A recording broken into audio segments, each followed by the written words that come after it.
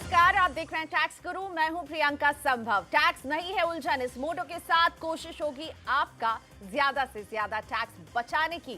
Tax से जुड़े आपको हर सवाल का जवाब हम देंगे, साथ ही टैक्स से जुड़े मुश्किल नियमों को आसानी से समझिए हमारे एक्सपर्ट्स के साथ। और आज इसमें आपकी मदद करेंगे, मेरे साथ हैं अहमदाबाद से हमारे टैक्स एक्सपर्ट मुकेश पटेल। मुकेश भाई नमस्ते, स्वागत है आपका सीएनबीसी आवाज पर।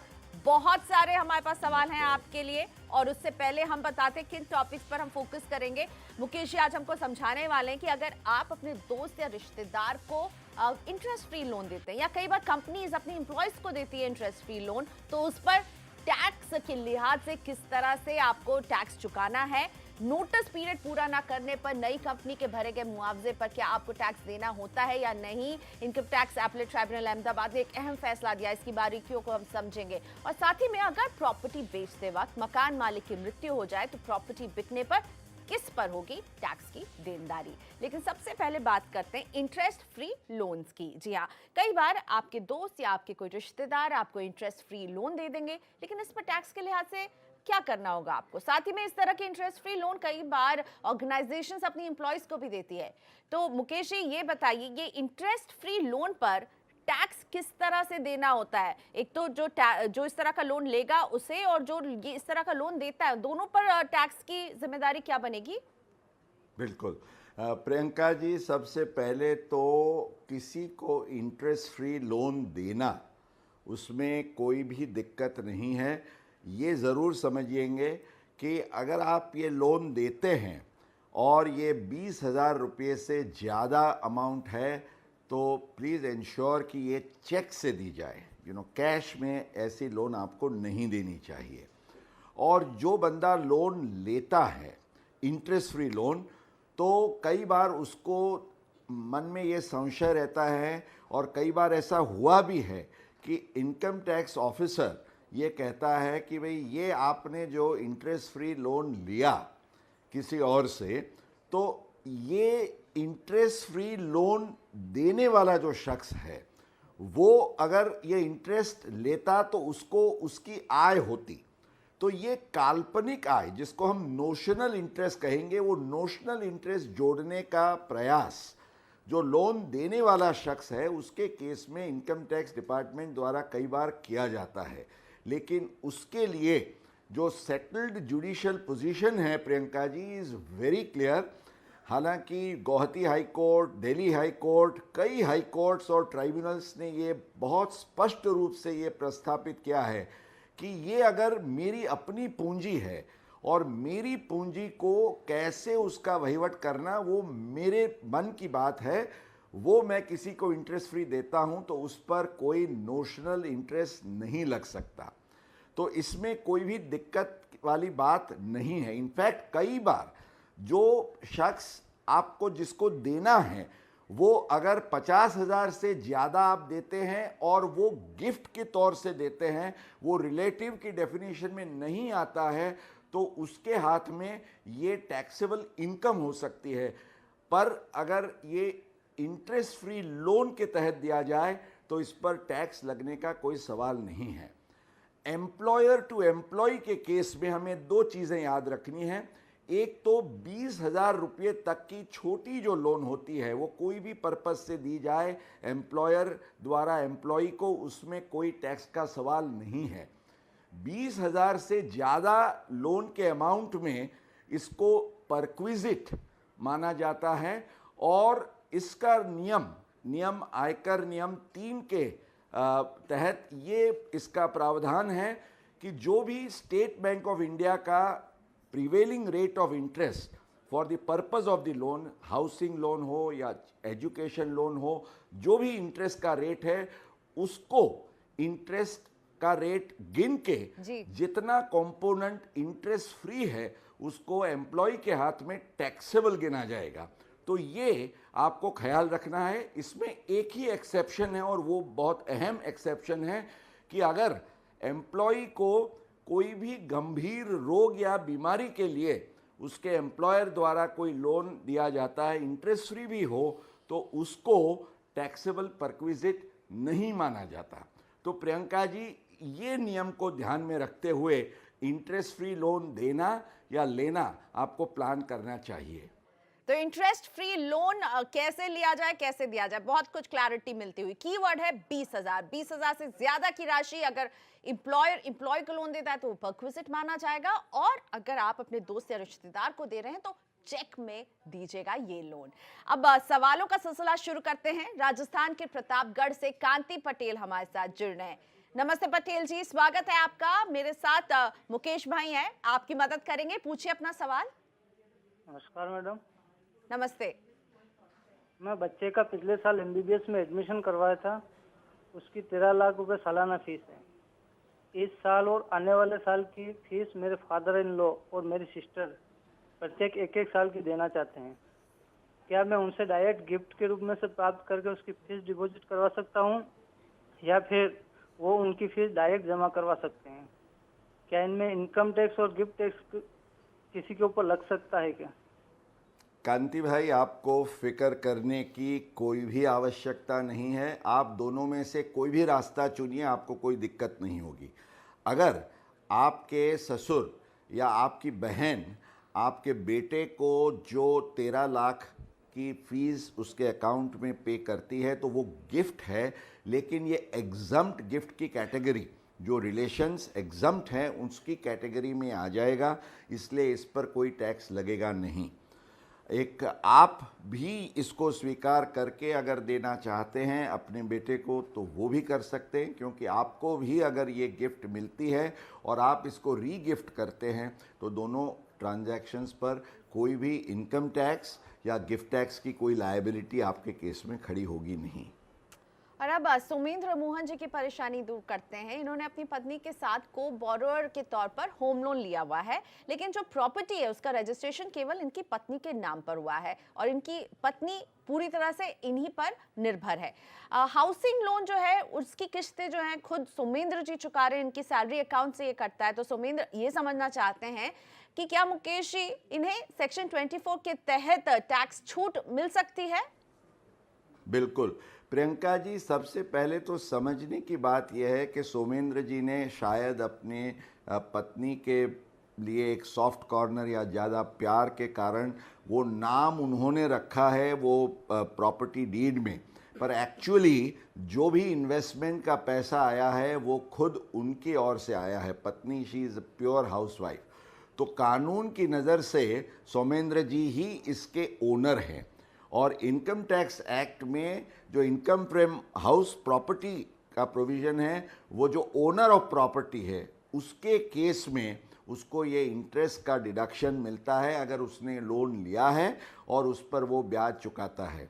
तो मेरे ख्याल से सोमेंद्र जी अपने इनकम टैक्स रिटर्न में वो हाउस प्रॉपर्टी में एनुअल लेटिंग वैल्यू निल दिखा के ये जो भी इंटरेस्ट पे करते हैं वो खुद उसमें सेक्शन 24 के तहत वो डिडक्शन लेके उसका फ़ायदा टैक्स सेविंग में ज़रूर ले सकते हैं। प्रियंका जी गुजरात के बड़ौदा से मेरे साथ जुड़ रहे हैं महेश पाठक जी।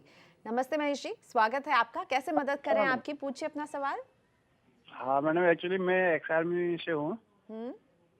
तो मैं पहले आर्मी का भी पेंशन मिलता है मेरे को, तो वार इंजरी में वार डिसेबल्ड सोल्जर हूँ जी। तो उसमें वार इंजरी पेंशन मिलती है और अभी ओएनजीसी में जॉब कर रहा हूँ। तो उसमें पूछना था कि वार इंजरी पेंशन टैक्सेबल है कि नॉन टैक्सेबल है? महेश भाई, आपके लिए खुश खबर ये है कि हालांकि इनकम टैक्स एक्ट के सेक्शन 10 में इसका कोई सीधा प्रावधान नहीं है, there is no direct provision, पर इनकम टैक्स के तहत सीबीडीटी की एक सीधी इंस्ट्रक्शन जो है वो 2 जुलाई 2001 की, उसमें ये क्लैरिफाई किया गया है कि कोई भी वॉर इंजरी या सर्विस डिसेबिलिटी पेंशन अगर किसी को मिलता है तो ऐसे आर्म्ड फोर्सेस के रिटायर्ड बंदे के केस में इसको कंप्लीटली टैक्स फ्री माना जाएगा और इस पर टीडीएस भी, पेंशन देने वाली जो अथॉरिटी है वो कोई टीडीएस काटेगी नहीं, इसलिए आपको पूरा फ़ायदा मिलेगा। और अब प्रदीप श्रीवास्तव हमारे साथ जुड़ चुके हैं फोन लाइन पर। नमस्ते प्रदीप जी, पूछिए अपना सवाल। हाँ नमस्ते प्रियंका जी। नमस्ते। एक्चुअली मैडम मेरा क्वेश्चन है मेरे इनकम टैक्स के रिगार्डिंग। हाँ मैंने ये इस साल ऑनलाइन इनकम टैक्स फाइल किया था, ठीक है। तो इसमें कुछ रिफंड बना था मेरा लगभग 6,000 का। तो उसके बाद मेरे को उसके रिस्पॉन्स में इन्होंने प्रोसेस कर दिया मेरा रिफंड इनकम टैक्स वालों ने, और उसके रिस्पॉन्स में उन्होंने मुझे एक इंटीमेशन लेटर भेजा सेक्शन 245 से, जिसमें मेरे से कुछ आउटस्टैंडिंग डिमांड मांग रहे हैं 30,830 की। और ये कहते हैं कि ये मेरे को लगभग 20 तारीख के आसपास आया था, लास्ट मंथ 20 सितंबर को, और 30 डेज में मुझे रिस्पॉन्ड करना है। तो अभी क्या है, मैंने इनके इनकम टैक्स पोर्टल में जाके, और ये जो पुराना इन्होंने जो मांगा है मेरे से 2010 का, ये तब मैंने ऑफलाइन फाइल किया था, मतलब वाया पेपर। तो अभी क्या मैंने फिर लॉग इन किया जाके इनकम टैक्स पोर्टल में और जाके चेक किया है, तो मुझे जो समझ में आ रहा है कि ये शायद जो डिमांड निकली है इनकी इस वजह से आई है कि कुछ टीडीएस मेरा ज़्यादा कटा था। आई एम सैलरीड पर्सन, और इन्होंने कुछ कम दिखा रहे हैं वहाँ पे। तो that is the root cause. अब ये क्या था, उस टाइम पे मैं एक्चुअली बैंगलोर में था, अब मैं दिल्ली में आ गया हूँ। अब क्या हो रहा है कि मेरे को समझ में नहीं आ रहा कि how to respond to that. जैसे मेरे 3-4 कुछ क्वेश्चन है कि एक तो मैं रिस्पॉन्ड कैसे करूँ इनकम टैक्स वालों को, दूसरा ये मेरे को बोल रहे हैं कि जब मैंने वहाँ देखा था तो उसमें कुछ ऐसा लिखा था कि इसके रेक्टिफिकेशन राइट्स जो है जुडिशियल एओ के पास हैं, तो आपको उन्हीं से कांटेक्ट करना होगा, ऐसा कुछ मेरे को समझ में आया। अब दूसरा ये है कि मैं मतलब इसका रेक्टिफिकेशन फाइल कैसे करूँ और एओ से कैसे कांटेक्ट करूँ, मतलब क्या मैं इसको ईमेल भेजूँ या मैं इसको वाया लेटर रिस्पॉन्ड बिल्कुल। करूँ और डॉक्यूमेंट के अटैच करने होंगे। दूसरा ये मैं कुछ उस पे मतलब साइट पे जाके मैं देख रहा था इस तरह, मीनवाइल जब तक मेरा ये मतलब रिसर्चिंग, तो उसमें एक ऑप्शन है कुछ ई निवारण करके, इसमें क्या है, क्या इसको तो मैं यूज़ कर सकता हूँ क्या? प्रदीप जी, आपका जो क्वेश्चन है उसका सीधा जवाब यह है, सबसे पहले आप अपने 26 एएस जिसमें आपके टीडीएस की क्रेडिट रिफ्लेक्ट होती है उसको आप नज़र में लीजिए। अगर 26 एएस में इसकी क्रेडिट दिखती है तो आपको कोई दिक्कत नहीं है, क्योंकि आपने डिसएग्री किया है जो ऑनलाइन, वो बिल्कुल सही किया है। आपको ये पॉइंट आउट करना है, क्योंकि डिसएग्री करने के बाद you can give a reason for your disagreement. तो आप ये बताइए कि भाई ये जो आपका टीडीएस का क्रेडिट है वो एक्चुअली ये टीडीएस कटा है, 26 एएस में दिखता है, और इसका रिज़ल्ट है जिसके कारण आपके केस में डिमांड खड़ी हुई है। अगर मान लीजिए कि 26 एएस में नहीं है तो आपको फॉलोअप करना है। तो आपके जो फॉर्म 16A जिसके आधार से आपका टीडीएस कटा है, वो आप अपने जुरिस्डिक्शनल एओ को एक लेटर लिख के वो फॉर्म 16A की कॉपी अटैच करके उसको रिप्रेजेंट कर सकते हैं। और उसके बाद भी अगर इसका निवारण नहीं होता है तो आप ज़रूर ई निवारण में जाके कर सकते हैं, क्योंकि आज ये टेक्नोलॉजी के तहत जो सुविधा है ये सब सुलझाने की, वो काफ़ी आसान और प्रैक्टिकल हो चुकी है। एक छोटा सा ब्रेक यहाँ पर लेंगे और जब ब्रेक के बाद लौटेंगे तो समझेंगे कि नौकरी छोड़ते वक्त नोटिस पीरियड का मुआवजा अगर आपकी नई कंपनी ने भरा है तो क्या इस पर आपको भी टैक्स देना होगा। आगे वेलकम बैक, आप देख रहे हैं टैक्स गुरु। नौकरी पेशा के लिए यह खबर है जरूरी। नोटिस पीरियड पूरा नहीं किया, नई कंपनी आपने ज्वाइन कर ली, आपकी नई कंपनी ने नोटिस पीरियड का मुआवजा अदा कर दिया, तो अब आपकी टैक्स की लायबिलिटी क्या बनती है। अहमदाबाद इनकम टैक्स एपेलेट ने एक जरूरी फैसला दिया है और इस फैसले को समझते हैं मुकेश भाई से ही। मुकेश जी, नोटिस पीरियड अगर आपका नया एम्प्लॉयर दे रहा है तो इस पर जिस एम्प्लॉय का ये नोटिस पीरियड बनता था उस पर टैक्स की देनदारी किस तरह से बनती है, या कोई टैक्स की लायबिलिटी नहीं होगी? बिल्कुल प्रियंका जी, आज तक इनकम टैक्स डिपार्टमेंट का ये एंगल और अप्रोच रहता था कि भाई आपको जो सैलरी मिल चुकी है या मिलने वाली है उसको तो हम टैक्स करेंगे, और नोटिस पीरियड के तहत जो आपको लौटाना है वो हम डिडक्ट नहीं करेंगे। तो ये झगड़ा है, वो पहली ऐसी डिसीजन हमारी आई है अहमदाबाद के इनकम टैक्स एपेलेट ट्राइब्यूनल की, और बहुत ही लॉजिकल है, जिसमें उन्होंने स्पष्ट कर दिया है कि भाई सैलरी जो आपको एक्चुअली मिलती है या आपको मिल चुकी है उसी को टैक्स किया जा सकता है, और जो आपको मिली ही नहीं, माना आपको लौटानी पड़ी है, उस पर कोई टैक्स लगेगा नहीं। तो ये एक सीधा नोटिस पे पीरियड अगर आपसे रिकवर होता है तो उस पर कोई टैक्स नहीं लगेगा। ये बहुत ही अच्छा समाचार सैलरीड टैक्स पेयर्स के लिए अहमदाबाद के इनकम टैक्स एपेलेट ट्राइब्यूनल ने दिया है। चलिए अब कुछ अच्छे समाचार हम अपने दर्शकों को भी देते हैं। लुधियाना से डॉक्टर मनमोहन सिंह जुड़ रहे हैं अपने सवाल के साथ। सिंह साहब, स्वागत है आपका। कैसे मदद करें, क्या है आपका सवाल, पूछिए। Thank you madam. मेरा सवाल यह है कि एक की इंश्योरेंस पॉलिसी ली थी सिंगल प्रीमियम की 99,999 की। 5 साल बाद उसको हमने सरेंडर किया। उन्होंने हमको 1,80,700 दिए। अब हमारा क्वेश्चन सिर्फ इतना है कि जो टैक्स लायबिलिटी है वो 1,80,000 है या 1,80,000 में से 99,000 घटा के है। सिंह साहब, आपका जो जवाब है बहुत सीधा है। जो 99,000 आपने लगाए थे वो तो अपनी पूंजी थी। The government can not tax your own capital which in fact is tax पे। इसलिए आपको जो भी टैक्स देना है, क्योंकि single premium policy is taxable जैसे आपने खुद ने बताया है, तो टैक्स देना है खाली 80,718 पे, which is your actual gain. TDS कटता है पूरी अमाउंट पर, क्योंकि टीडीएस काटने वाले को पता नहीं है कि क्या कंप्यूटेशन है, पर आपके हाथ में टैक्स होगा केवल जो आपका गेन है, नॉट योर ओन कैपिटल। और मुंबई से विश्वनाथ हमारे साथ जुड़ रहे हैं। नमस्ते विश्वनाथ जी, पूछिए अपना सवाल। या नमस्ते madam, good day. Good day to you sir. Can I ask my question? Yes sir, please go ahead, बताइए। या, अगर या, हिंदी या, में पूछेंगे हाँ। तो और भी अच्छा रहेगा। ठीक है मैडम, ठीक है। हमारा एक लॉन्ग टर्म क्यूमुलेटिव डिपॉजिट है एसबीआई में 5 लाख का in the name of fathers HUF. So उसमें हम लोग का और कोई इन्वेस्टमेंट या इनकम नहीं है एचयूएफ में। तो क्या हम लोग 15H signed by my father who is more than 80 years old वो दे सकते हैं बैंक को टू अवॉइड टीडीएस? ये जस्ट इसलिए पूछ रहे हैं क्योंकि हम लोग टैक्स नहीं चुराना चाहते। वी ओनली वांट दैट जो क्यूमुलेटिव डिपॉजिट में जब टैक्स कटता है ना, तो फाइनल अमाउंट 5 साल के बाद कम आ जाता है। तो हम लोग को वो अवॉइड करना था अल्टीमेटली, क्योंकि हम लोग अगर जब भी रिटर्न फाइल करके ले लेते हैं return, because it's we only get around 40 to 45,000 income in that HUF. We don't have any other investment or income. तो कैसे, हाउ टू गो अबाउट, वो पूछना था सर को। विश्वनाथ जी, आपके लिए भी खुश खबर ये है कि आप ज़रूर दे सकते हैं फॉर्म, पर आपको देना है वो फॉर्म है 15G, क्योंकि आपके फादर की एज, कर्ता की एज सीनियर सिटीजन है, इसके कारण 15H नहीं लगेगा। वो इंडिविजुअल के केस में ही लगता है जो सीनियर सिटीजन है। आपके एचयूएफ के केस में एचयूएफ खुद फॉर्म दे सकता है 15G डिक्लेयरिंग कि हमारा 2.5 लाख से कम ब्याज है, तो आपकी बैंक वो एक्सेप्ट करेगी, उस पर कोई टैक्स की कटौती होगी नहीं।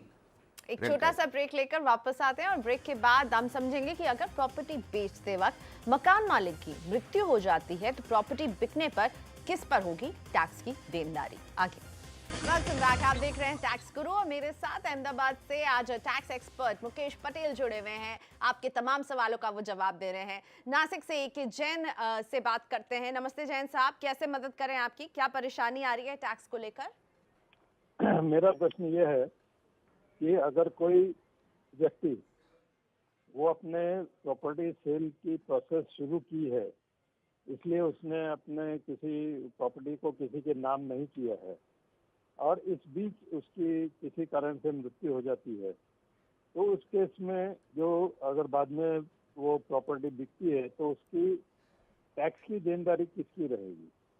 बिल्कुल जैन साहब, आपके केस में जब किसी का अवसान होता है तो वो प्रॉपर्टी की ओनरशिप जो है वो पास होती है उसके लीगल एयर्स, और ये लीगल एयर्स जो है वो 2 तरीके से हो सकते हैं। एक तो अगर उसने विल बनाया है तो विल के तहत उसने किसको ये पास ओवर किया है वो उसका मालिक गिना जाएगा और उसको टैक्स की जिम्मेवारी आएगी, पैसा भी उसी को मिलेगा।